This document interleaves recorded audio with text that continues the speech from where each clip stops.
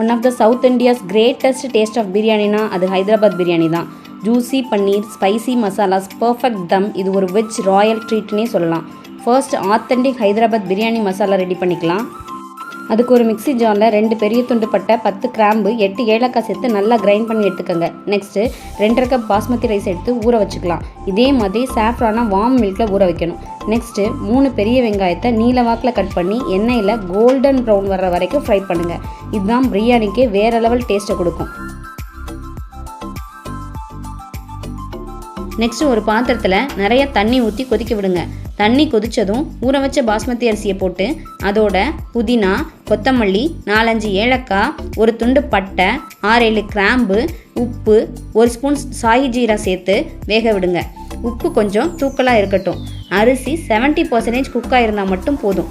முழுசாக வேக விடக்கூடாது. அரிசியை வடிகட்டி ஆற விடுங்க. அப்போ தான் அரிசி ஒட்டாமல் உதிரி உதிரியாக நல்லாயிருக்கும். அரிசி வடிகட்டுறதுக்குள்ளே நாம் பன்னீரை மேரினேட் பண்ணிடலாம்.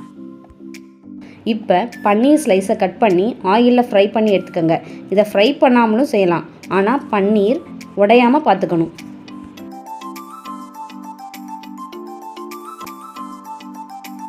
இப்போது ஒரு பவுலில் 1 கப் தயிர், நறுக்கி வச்சுருந்த புதினா கொத்தமல்லி, 1 ஸ்பூன் இஞ்சி பூண்டு பேஸ்ட், 2 ஸ்பூன் சில்லி பவுடர் சேர்த்து நெக்ஸ்ட்டு அதோட நம்ம ஃப்ரை பண்ணி வச்சுருக்க ஆனியனில் பாதியை சேர்த்துக்கோங்க.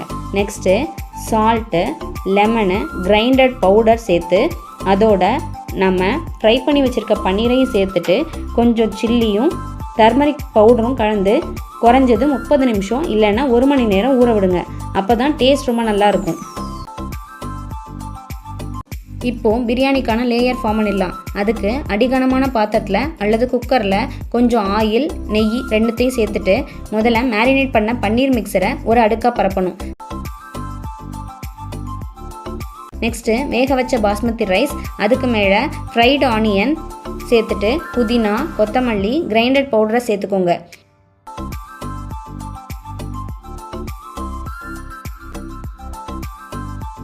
மறுபடியும் மீதம் இருக்கிற பாஸ்மதி ரைஸ், ஃப்ரைட் ஆனியன், புதினா, கொத்தமல்லி, கிரைண்டட் பவுடரை சேர்த்து சாஃப்ரான் மில்கை ஊற்றுங்க. வேணும்னா ஃபுட் கலர் கூட சேர்த்துக்கலாம்.